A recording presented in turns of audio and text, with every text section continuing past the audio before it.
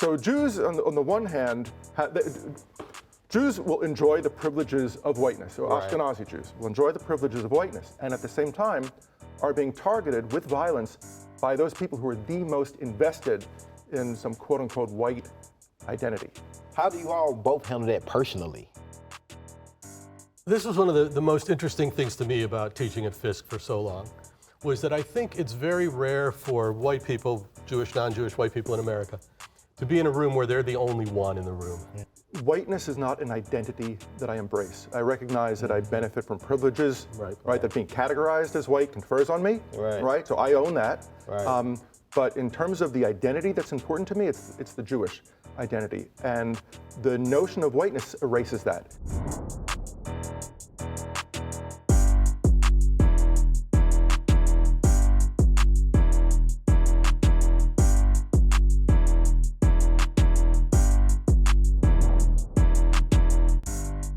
Hello and welcome to another episode of the Slice of the Community. I'm your host, Jerome Moore. Today, I'm with Dr. Meyer and Dr. Kelner from Vanderbilt University, who are both professors in the Jewish Studies Department at Vanderbilt University for our discussion here around Black and Jewish relations. Thank you all for being here. Welcome. Thank you. Thank you. Thanks for having us. I just want to preface it this way. Me and Dr. Kelner, we had amazing sidebar conversation at the United States and the Holocaust, which is kind of like the catalyst to this conversation. And with our conversation, it just opened up the whole nother world for me around just Black and Jewish relations. What does that mean? What does it look like? The history, the controversy, the allyship. So hopefully we can just dive into that and go straight into it. So I'll start with you, Dr. Meyer. Racism and anti-Semitism. How would you describe both of those being separate and similar? I think in many ways they're very similar. The impulse for someone who is an anti-Semite or a racist is the same impulse, to denigrate the other, to promote yourself by putting somebody else down. That general impulse, I think, is the same in all kinds of anti-whatever movements. It's obviously in America that the degree has been different. The way in which African Americans have been mistreated in America is greater than the degree to which Jews have been mistreated in America. But the impetus behind that mistreatment, I would say, is the same. Okay, Dr. Kelner. Well, when anti-Semites are attacking Jewish people or Jewish buildings, they're not stopping us first to ask whether we observe the kosher laws and don't eat pork, or we observe the Sabbath. You know, it's not based on religious grounds. They're targeting us because they see us as Jews, whether we identify as Jews or not, and in that sense, it's something that they're ascribing. If you go outside of the States and you think about the different ways that Jews have been othered, persecuted, oppressed, there have been contexts in which Jews have been persecuted on religious grounds. They were the wrong religion. There have been times and places where they've been persecuted on racial grounds and actually defined as a separate race and murdered because of that. And obviously, the Holocaust is the classic example of that. But if we think about anti-Semitism and prejudice, there are ways in which anti-Semitism and racism, there are ways in which anti-Semitism is a form of racism. There are ways in which it's different from it as well. And if you think about the ways, even that the Jewish community will talk about anti-Semitism, the Anti-Defamation League, for example, will talk about the number of anti-Semitic incidents. We talk about anti-Semitism in terms of something that you can count, incident by incident. We generally don't talk about racism in the States in terms of incidents. We talk about it as systemic and structural. And I think that we could pull back and we can talk about systemic structural dimensions to anti-Semitism historically and globally too, even though in the States we usually don't. And I wonder if we usually don't, because it's hard for me to say, you all are Jewish, right? It's easy for someone to look at me and say, you're Black, right? So when someone goes out their way to participate in being anti-Semitism, they have to do some digging. They have to identify, for definitely know, like, okay, that person is Jewish. Where on the surface of a person of color, being of African American, I was like, okay, I can just be just racist because I can definitely tell. I wonder how does that play into the experience? And I'll start with you, Dr. Well, Dr. Meyer can speak to some of this better than I can about white passing and the like. There are Look, there are ways in which Eastern European Ashkenazi Jews are thought to have stereotypic Jewish looks. And it's interesting when you think about what the Nazis did. They thought that they could spot Jews very clearly, and yet they had to come up with a whole way of categorizing, where if one grandparent is Jewish, why? Because they couldn't tell. Right. So Jewishness is not a race, and yet it often gets talked about in terms of distinctive Jewish looks or behavior. I'm speaking with my hands right now. That's considered sometimes distinctive Jewish behavior. You know, so these things, they blend. But Jews have the ability we should talk about white passing. It gets into really, really complex questions about Jews and whiteness, and I think that can actually open us up to that. Yeah, for sure. Yeah. My experience with my students at Fisk was that there was no distinction made between white people and Jews. Right. I had been at Fisk for probably 10 years before I first taught a course in Black-Jewish relations, and students, several of whom I had already had in classes, were very surprised to learn that I was Jewish. And at that point in time, I'm talking in the 1990s, early 2000s, that distinction between Jews and other white people had kind of disappeared. Whereas in earlier time periods within the African community, there was a distinction made. I was telling Professor Kelner, the fact that there's a separate slang term, Goldberg, for Jews than there is for white people, au fait or whatever, indicates that there's some difference, that African Americans see some difference. Now, whether that's a positive or negative, but they did see Jews as different than other white people. But I don't know that that's the case anymore. I think most people looking at Ashkenazic white Jews see them as white people. I never thought that even the term like white Jews could be kind of cringing. Like, do I want to be associated with whiteness, you know, because of the history of just elite whites and what happened when kind of the persecution they put on Jews here, even in the United States, right? Up in the East, New York and all those areas. And so that just fascinated me. Like, wow, you know, even though when I look at the census, like 92% of Jews, you know, classify themselves as white, you know, and okay, how does that balance then? When you walk into a room as a Jew, but you're white, everybody else is seeing you as probably white, right? But in your heart and your mind, it's like, no, I'm not. But it goes to that point too, well, is being a Jew a race? You know, it makes it complex for someone looking outside in, but then to hear you say, well, it's definitely not a race. Well, there are Jews in all races. Yeah. There are Jews in India, look like people in India. There are Jews in China, look like people in China. There are Jews in Africa. So if you break race categories the way I learned as a kid into those three categories, Jews are in all three. Right. So it doesn't work. So I want to get Dr. Meyer's opinion on this.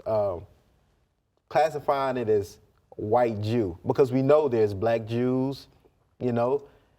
How does that make you feel? How does that initially hit you when I say, yeah, you know, if I said black and white Jewish relations? I guess that's mostly what I deal with is in my courses is those interactions. I think, again, in America, most Jews are Ashkenazic Jews who are white.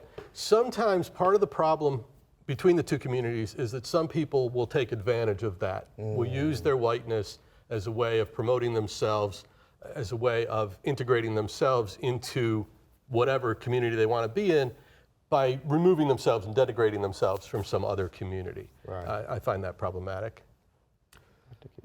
Jewishness is categorized as whiteness here in the States at this present moment. Right.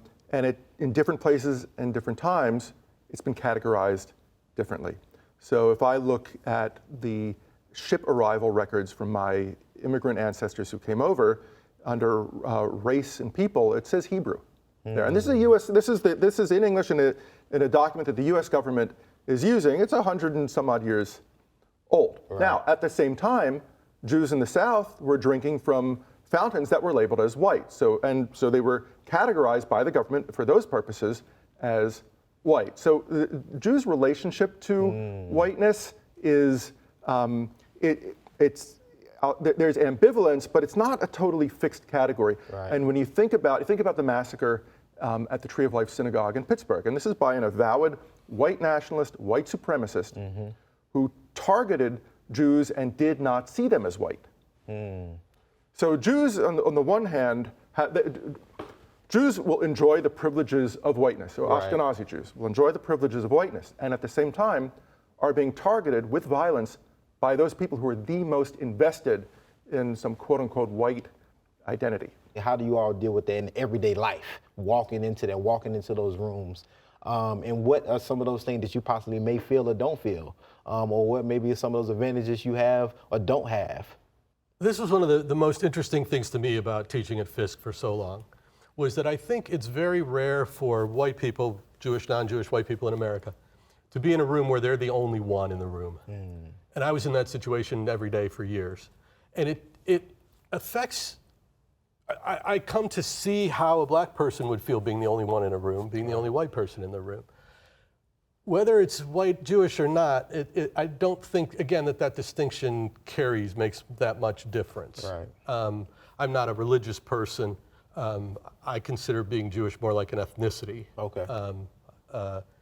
But I think that I certainly am not trying to deny it or anything like that, but I'm not outwardly telling people, hey, I'm a Jew. Right. Have you seen any change in people's behaviors towards you once they find out that you're a Jew?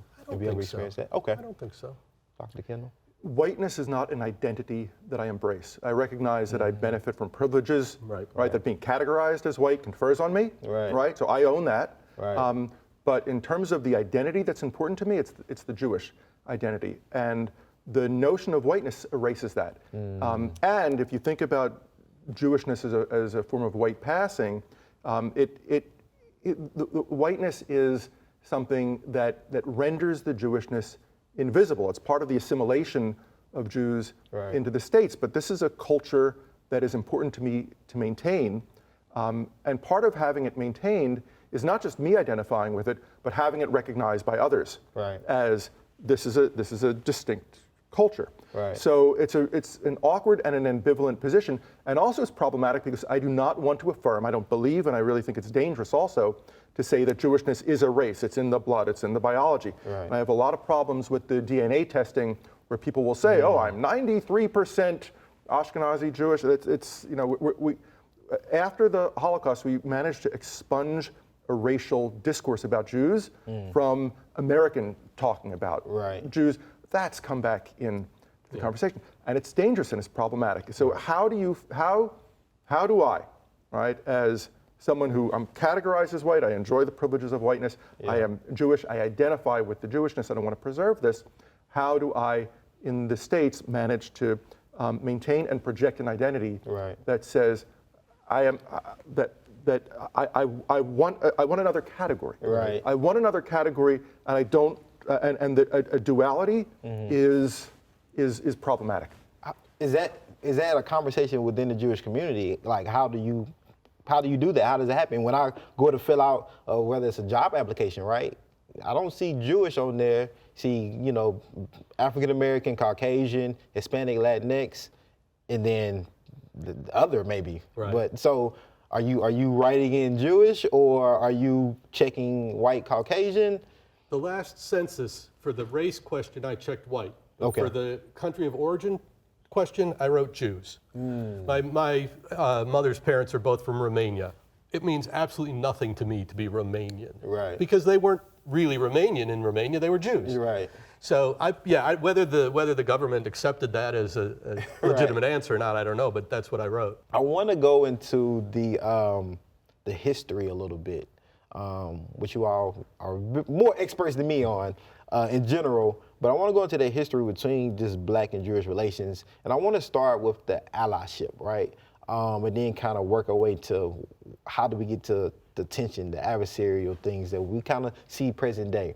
We know that there was coalition building around the civil rights, around the anti-Nazi movement. Can you all speak to that a little bit and paint that picture for us on how those relations really looked during those times, even though that we know Germany was looking at the Jim Crow, looking at the one drop of blood rule, and then putting together their whole, you know, grandmother, grandfather, their whole listing of what classifies a person as Jewish in Germany. Can you break that down? So the history of allyship goes back actually before the war in some degrees. Jews, for example, were co-founders of the NAACP. Jews had been working with for African-American causes before the war. But I think the war really kind of brought home to both groups the way in which the extent to which anti-Semitism, racism, the extent to which it can proceed.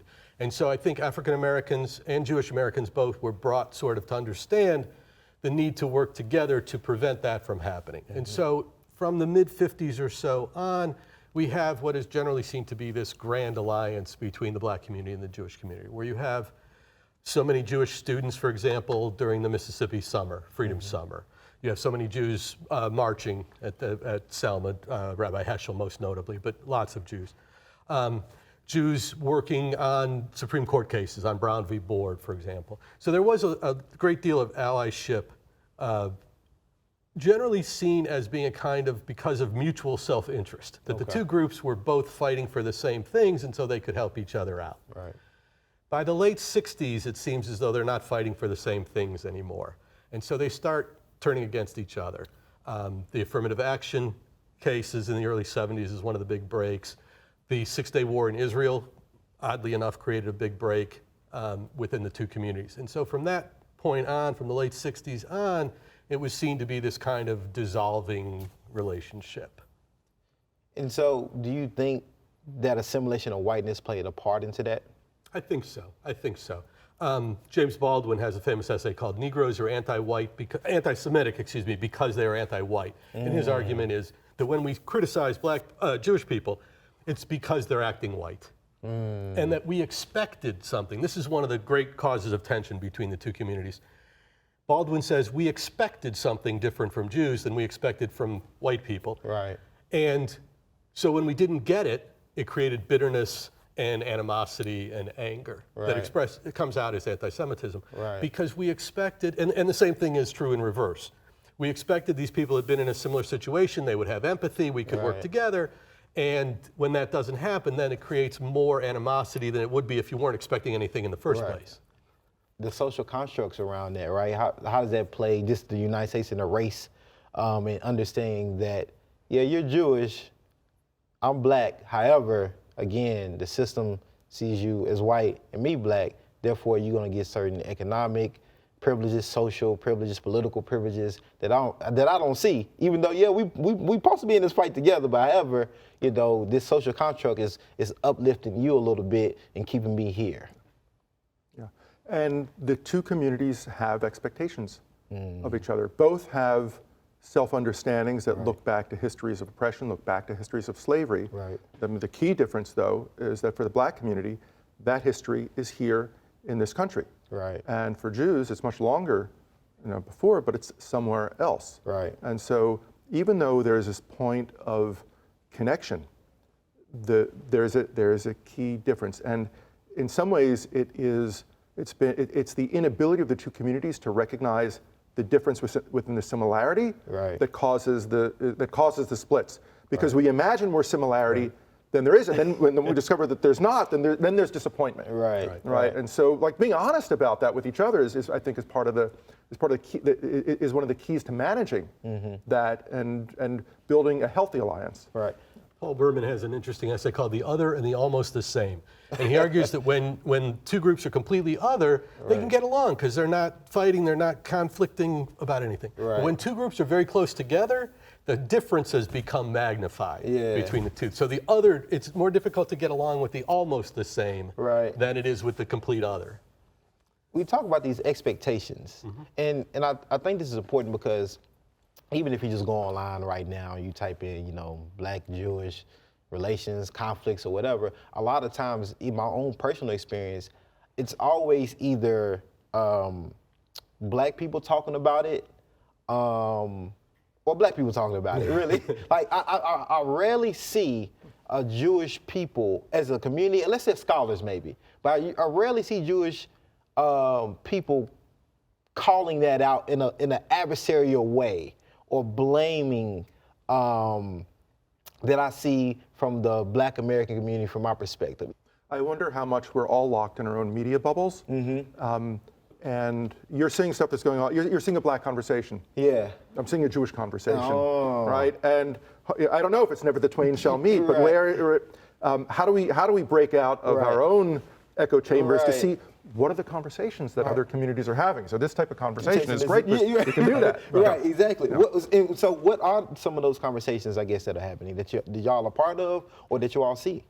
So I think in the Jewish community, there is a lamenting, there's a nostalgia for, I think, what's imagined to be a golden day of a Black-Jewish alliance. Okay. And a lamenting for its passing. Okay. I think that's a common trope in Jewish conversations about Black-Jewish relations. And senses on the Jewish side in terms of expectations, a sense of upset when when Jews experience anti-Semitism from the Black community, a sense of upset. Okay. We would expect it from those with white privilege. Right. Right? But Blacks know what it's like to be discriminated against. Why would there be prejudice in the Black community? So it's Right. that sense of expectation and lament. And I will say probably less introspection as to how more of a sensitivity to having been wronged than to having wronged. Right. Right. And that's where the actual dialogue is beneficial because oh well, these things go in both directions. Yeah. Absolutely, they go both ways. That's the point I was going to make. That what you say about the Jewish community is reflected also in the Black community, if I could speak for them. The sense that, that from the Jewish perspective, there's a sense in certain circles that we did all these things for the Black community and then they've turned against us. And I think to some degree there's the same thing in the Black community. Right. You guys were with us, when we were helping each other. Right. But now when something comes up that's going to help us that might hurt you a little bit, then you turn against us. Right. And I think from the Black community's perspective, we see our duties, especially during the civil rights, is propelling all minorities. Right, we've done something that had the attitude. If it wasn't for the leap that we took, where would other minorities be? What would they have? And then we see like, well, all these other minorities get this white privilege that we don't get at all. And so where's our support from that angle? And I think that's what also brings tension in. And I want to go to these stereotypes and generalizations that I know I was brought up on the Jewish community, as far as like wealth, media controlling, even the NAACP, right? I've heard that being used as like, well, the Jews control the Blacks because they funded the NAACP. Right. Even that is contentious within the Black community for whatever reason. But that's the lens that I was even brought up under when we're talking about the Jewish community, right? And I guess that's, anti-Semitism that I was hearing, right? But as I had told Dr. Kendall on our side conversation, if, for example, if Kanye West, Ye, was to say, white man control media, everybody, oh yeah, that's accurate. A white man control Hollywood. Oh, okay, it's accurate. But when you put on the Jewish title onto it, it changes the conversation. Yeah. What are y'all's thoughts on that? Some of it is a question of what you mean by controlling. Right. Right. Do Jews disproportionately own major Hollywood studios and major record companies, et cetera, et cetera? Sure. Right. But does that mean that they have complete control? I would argue not. There's a history of Jews having difficulty getting representation on television, particularly, even up through like Seinfeld. He had a hard time getting that show on TV because the network said, well, people in Iowa aren't going to get it. It's too New York, right? New York is code for Jewish. Right. Yeah. Oh, I didn't know that. Oh, yeah. Yeah, New York is To code New for York. Jewish. That's why I went like this. Wow. Okay. Yeah, I didn't know that. Yeah. And obviously it was a big hit. So if the Jews control the media, why does this Jew have a problem getting a show on TV? Right. Right. So I have a problem with the word control. Okay. What go ahead. We should go back deeper in time because these are tropes that are prevalent now. Right. These are things that you heard growing up. These are things that I heard growing up as these are anti-Semitic stereotypes. You'll know them when you hear them. But they have a history. They didn't start when we were kids. They started a long time ago. They didn't start in the States. And this is where I had said earlier, we don't talk about anti-Semitism in systemic structural terms. Yeah. But if you go historically, you could. And you can think about how for the past 1,500 years or so, the Western world is basically divided between two religious civilizational empires. You have Christendom and you have Islam. Right. And in both cases, Jews are a minority in both of these halves of the world.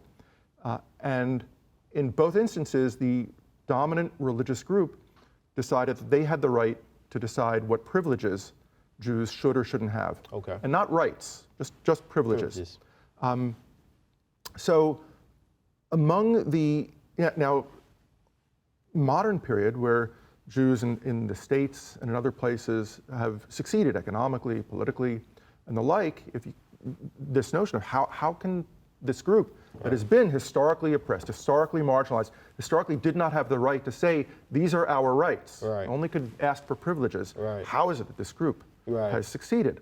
And so a whole host of conspiracy theories sprung up around it. Jewish control, at the heart of it is this notion that whatever type of success Jews have had, be it political, be it economic, it is ill-gotten. It's nefarious. They don't deserve it. So it's not just Jewish wealth, it's Jewish greed, right? It's not just Jewish empowerment, it's Jewish conspiracy. And so these tropes, or the classic tropes, and the most popular, most successful conspiracy theory in the world, and published so many times, has been the Protocols of the Learned Elders of Zion.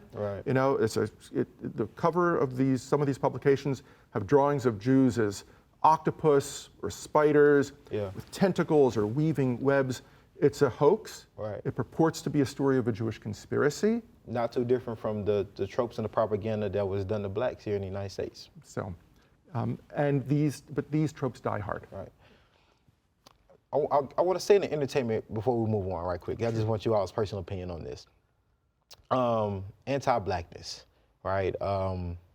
Some would say hip hop in itself is at the current moment, modern moment, is very anti-black. But if you look at who is putting just controlling this music, right? Control, a lot of people will point to the Jews because it seems like they are the majority owners of these record labels that are permitting young, predominantly black men to put this music out, right? But so this music can be degrading to black people, degrading to women, right? Very anti-black, which is okay. People are consuming it, it's okay to sell, it's no problem, life goes on, right? You have Kyrie Irving make a post about a movie that happens to be, you know, anti-Semitic, to Jews, blows up. It's a huge deal, right? And so I bring this thing up is when something is anti-black, you know, things kind of go by, no feathers are ruffled, little to no consequences. But when the Jewish community is attacked, this is from my black lens also, we see swift action. What are y'all thoughts on that? Do you all agree? Do you all see that like in life itself when it comes to those two groups? And is it because of the black-white assimilation dynamic? You seem like you're itching. You like you're itching. I think people are inclined to see their own oppression more than that of others. And they're inclined to feel it more acutely. You know, it's for obvious reasons.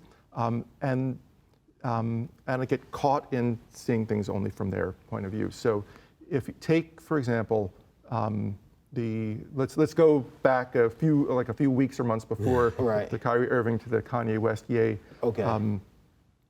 posts. Now, I am not a supporter of cancel culture. I'm just simply acknowledging that we are living in a cultural moment where this is a common thing, where people are getting canceled and they're losing jobs and they're, for things that they say. Okay, I do not support this. But among the things that the American Jewish community noticed was when someone of Kanye West, Ye's wealth and power and fame made statements against the Jewish community, there was not immediate action. And it took a concerted effort on the Jewish community's part to push Adidas to cancel the contract. Now, Adidas has Nazi origins, right? And the fact that a company with Nazi origins is hemming and hawing about whether to call out anti-Semitism from its most prominent spokesman, because they had billions of dollars on the line. You know, and And given that the trope is Jews have nefarious power, what's the Jewish community to do? So should they take the abuse, or should they fight back? And if they're successful in fighting back, for the anti-Semites, will that not confirm their belief that the power is right, that they have the power? They have the power. So it puts the Jewish community in a really, really difficult position. But Jews in that instance were aware of how long it took Adidas to do anything, and the discourse in the Jewish community was, if this was against any other group, if it was against blacks, if it was against women, if it was against the gay community, have you, they would have shut them down. They would have shut it down immediately. Right. But they were giving a pass because it was Jews, and Jews are perceived to be wealthy, and they're perceived to be white, even though the people shooting the synagogues don't believe so. Right? And therefore, it's okay to tolerate a little bit of anti-Semitism. But for the Jewish community, it's not okay to tolerate a little bit of anti-Semitism. It is intolerable. I also think that Kanye and others understand how to get publicity. Okay. You say negative things about white people, the white press isn't going to notice. You say negative things about Jews, Jews are going to take notice, and they're going to make a protest, and they're going to say something. I think this was, I think Minister Farrakhan used this idea brilliantly. He knew he could get himself on the front page of the New York Times anytime he gave some speech railing against the Jews. So I think some of it is attaining your own notoriety by denigrating somebody else or some other group. I don't know if that's exactly what you would think Kanye's popular enough. He doesn't need to do that. But I think it is a way of garnering publicity and of showing that you have a kind of toughness. You're willing to fight the power. In this current moment, especially in like 21st century, right? How do we, especially in this time of like racial reckoning, how do we build, what social responsibility do we have as a black man and as Jewish man to come together and have these conversations, but what actions, what type of workable lists can we put together and do it collectively with both our communities to get at racism, anti-Semitism, better understanding each other's point of views when it comes to these things? Some people say, hey, nothing happens when blacks do it, or when it's against blacks, it doesn't happen fast enough, when something comes against Jews. As a black person, I'm not thinking about that. It's just not, that blew my mind, right? And so how do we, at this particular moment where we're gonna, as a black person, I'm gonna see you as white. I'm gonna assume that you have all of that privilege. Therefore, the resources, the social, economic privileges, all goes to you all. How do we build and how can I see past that social conditioning, right? That's what it is, the indoctrination, right? Of that, and as a group to be able to build and understand how we build in the 21st century. I don't think it's surprising as two professors that will say education.